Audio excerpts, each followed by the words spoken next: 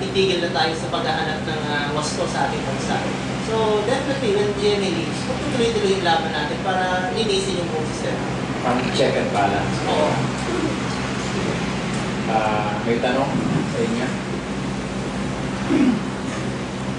Hello.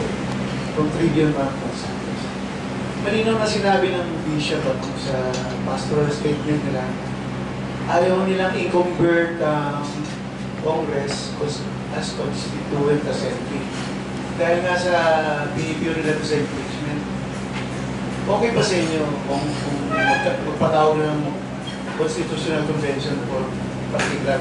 Pero i-elect yung mga delegates aside from pero after 210, okay ba sa inyo? Oo, salamat sa tanong na yan. Oo, hindi tayo tutol sa pag-aamyenda sa saligang batas. Tutulan kami na magiging presidente habang buhay si Ginang Gloria Arroyo. Doon kami tutol. Hindi ko niya kasi Yung Constitutional Convention, okay yan pagkatapos ng 2010 kung kailan nakahalal na tayo ng bagong leader. walang partisan. Wala. Whoever he or she may be, basta meron tayong bagong halal na leader na kung saan ang taong bayan may pagkakatiwala, pwede na tayo mag-uusap. Charter change.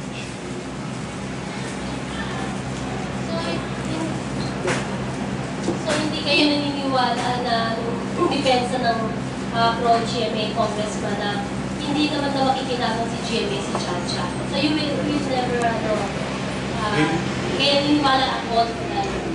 Hindi ako naniniwala, I don't believe them. Itong administrasyon na ito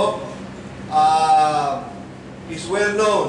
Alam natin na iba ang sinasabi at iba ang ginagawa.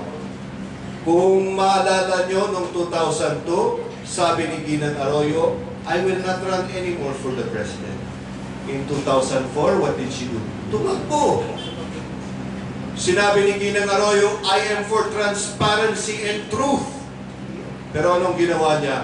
Inisyo niya an executive order 464. Iba ang sinabi, iba ang ginagawa. Wala na pong may tiwala sa gobyernong ito at wala ng legitimacy. Hindi po lehitimo itong administrasyon ni Gloria. Kaya mahirap na maniwala na sabihin nila na hanggang economic provisions lang at hindi makikinabang si Gloria Arroyo. I'm sorry, pero hindi ako naniniwala sa inyo.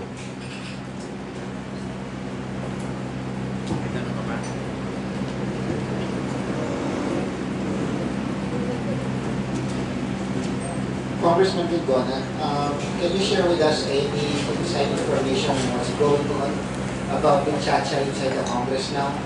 Kasi ang latest namin is ma-attract ng pro-administration Solons from signing the resolution 5 times before. But now, ano na po ba? Well, you know, basically kasi hindi naman ako linalapitan ng mga yan. But from what I know, dalawang grupo yan, di ba? There's the Nograles faction and the Villafuerte faction. Both are in a race to get signatures. Ako, the way I see it, I think the more determined faction is the Villafuerte faction. That's the faction to watch. Villafuerte, Campi, yes. You know what's interesting about that is Villafuerte and Nograles are not friends. And they're today in the newspaper, they try to put each other in difficult situations against each other. Mr. Nograles said, oh, better be careful. Mr. Lagman, who belongs to, I think, another group also, that says, hinay-hinay lang, the Congress will be the one to decide on charter change, not the palace. So Mr. Lagman says right away, oh no, I actually meant our colleagues and not the palace. But within of themselves, Mr. Lagman already knows that people don't like Chacha. They don't want it. So he is telling them publicly, warning them, di ba? Pero meron dyan mga yan na talagang napakatigas ng ulo. Kasi hindi natin alam, ang pagkatigas ng ulo ba nila ay sanhi ng conviction o commission?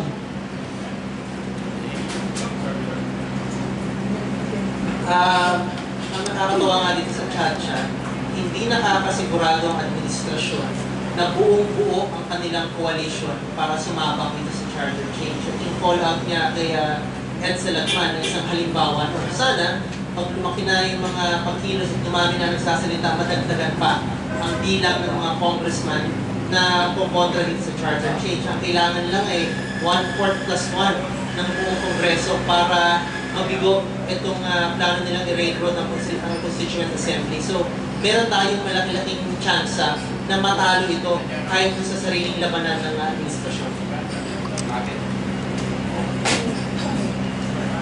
Just to add to that po, ang aking concern naman as a private citizen is that yung pag-propose ng amendment sa Chacha ay syempre pupunta sa Supreme Court yun kasi hindi naman papayag yung mga senador na voting as one on charter change ang Kongreso at Senado. Kasi konti lang ang mga senador, napakarami ng congressman.